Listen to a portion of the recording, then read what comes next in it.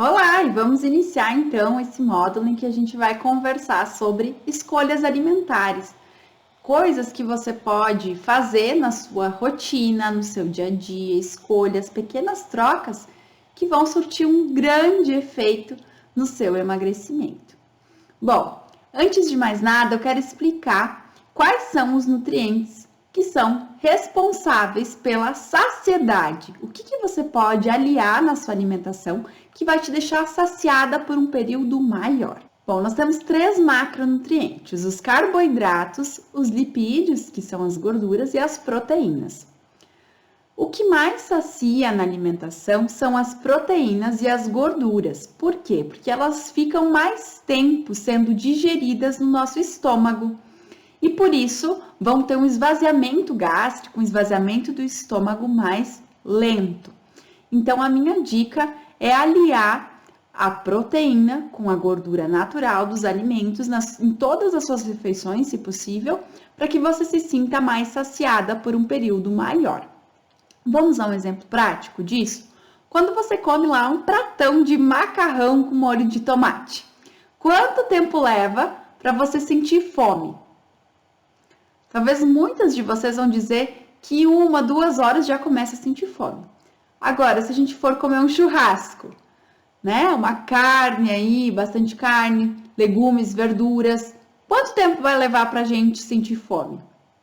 Tem mulheres que não sentem fome até de noite, às vezes emendam, né? Comeram um churrasco no almoço do domingo, ficam até o outro dia sem comer.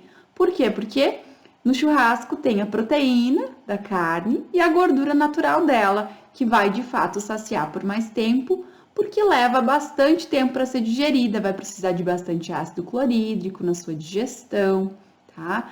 De bile, né? Para que possa absorver, ajudar na emulsificação dessas gorduras que você vai consumir da carne.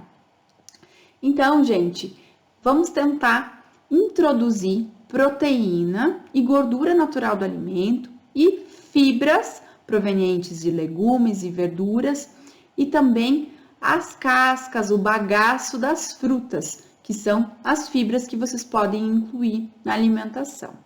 Um erro que eu vejo que muitas mulheres acabam cometendo é o de comer uma fruta e ainda adicionar algum cereal junto. Então, a gente acaba juntando carboidrato com carboidrato. Um exemplo, eu vou comer uma banana amassada com aveia. Ao invés de colocar uma banana com aveia, a banana já tem fibras, né?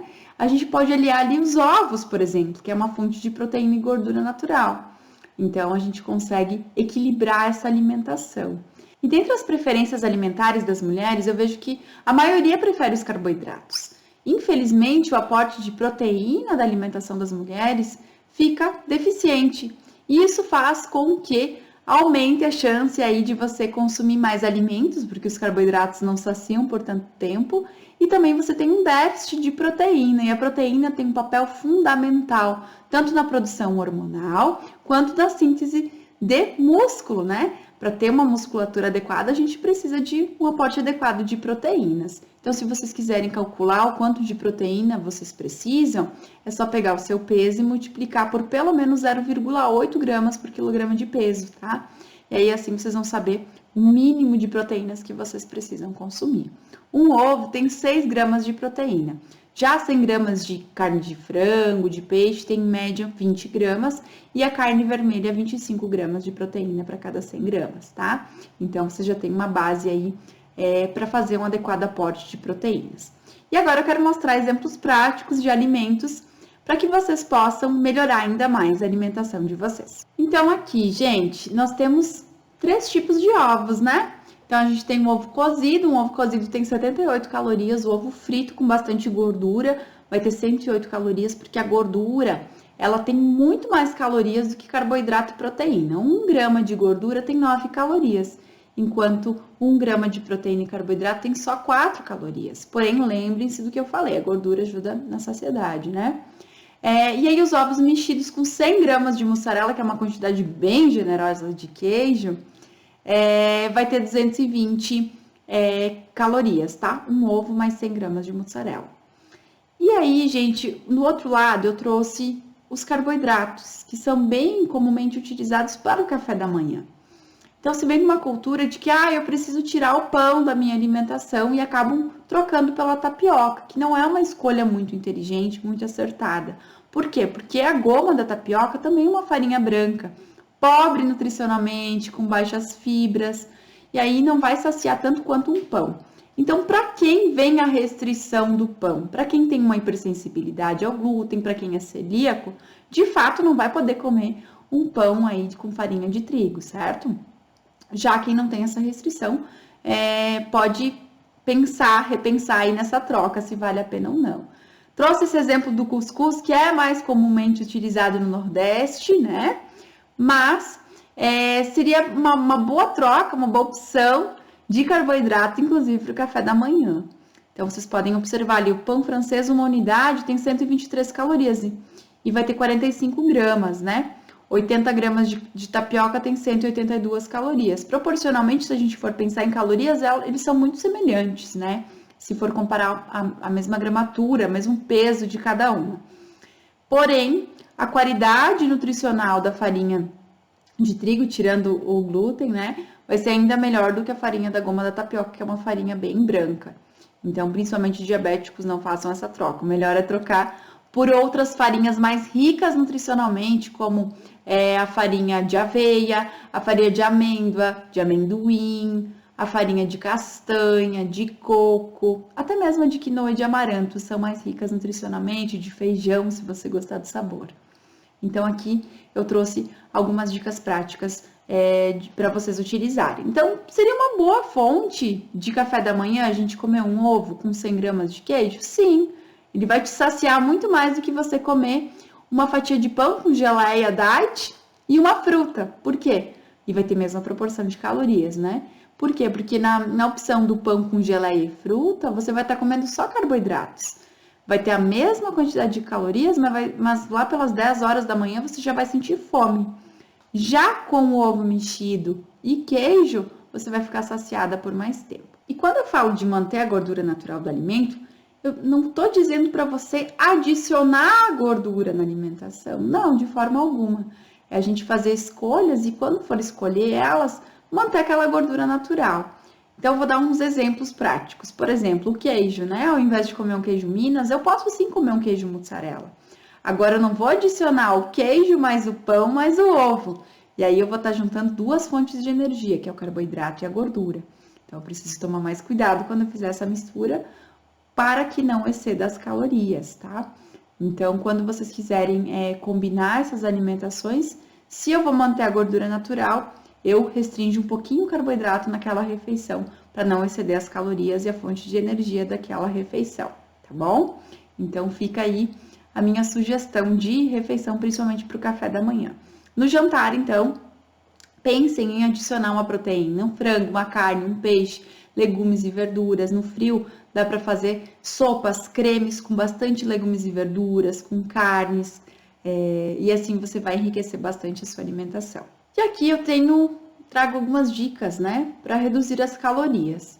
Não é porque um alimento é considerado saudável que a gente pode consumir ele de forma à vontade, né? Nada, absolutamente nada a gente pode comer à vontade.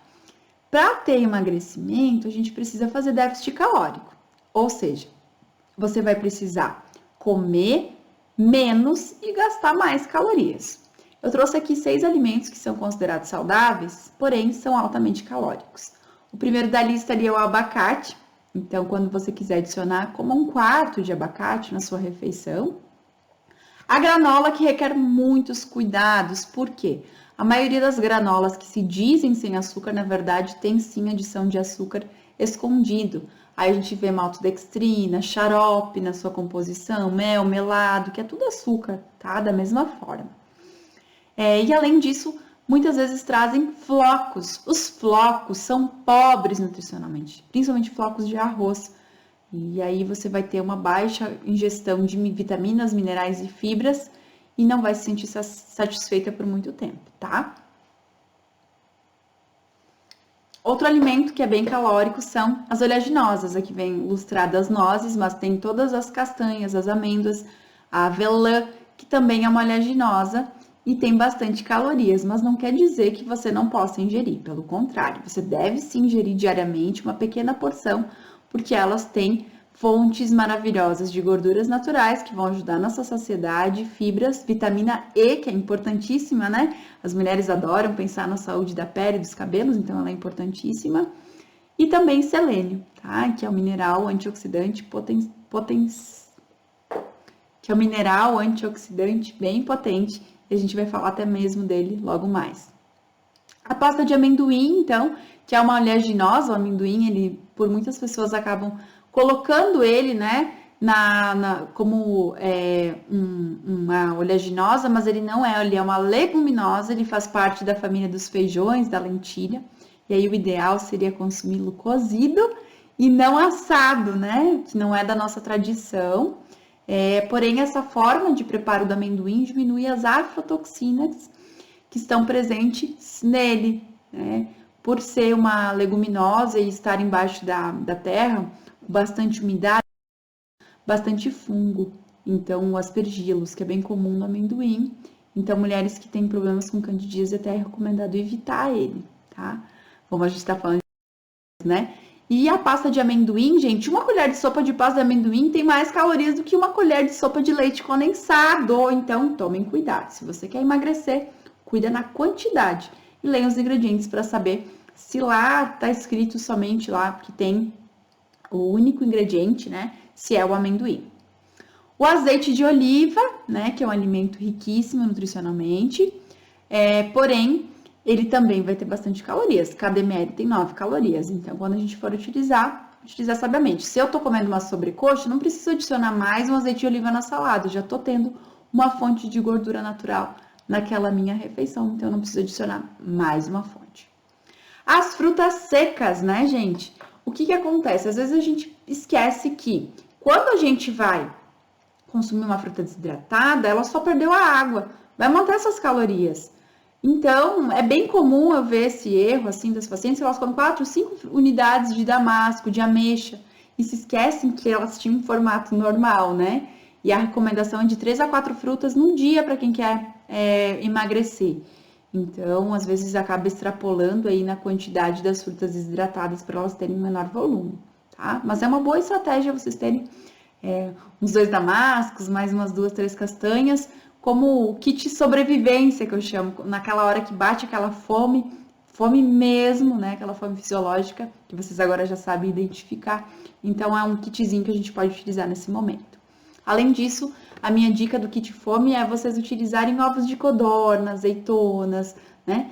E também legumes e verduras ali junto, pepino em conserva, por que não?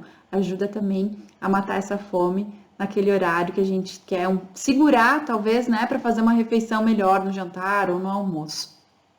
Eu trago aqui também as carnes e os cortes de carnes.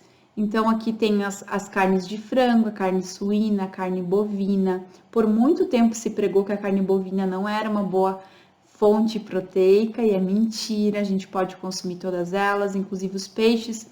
Os peixes de água do mar são ricos em ômega 3, então são boas opções também para vocês ingerirem, quem tiver acesso, atum, sardinha, salmão. E aí também trago a carne de frango, a suína e a bovina.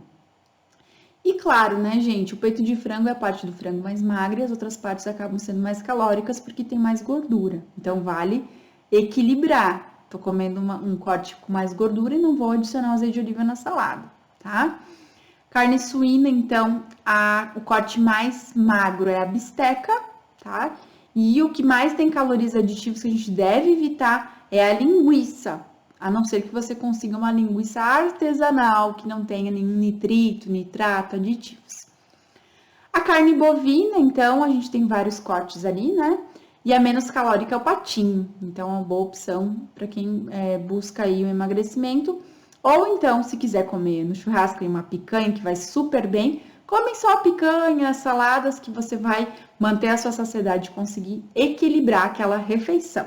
Então, hoje a gente falou sobre escolhas alimentares e na próxima aula eu vou falar sobre rótulos. Como você vai identificar quais são os alimentos adequados, o que deve ser observado nos rótulos dos alimentos. Até lá!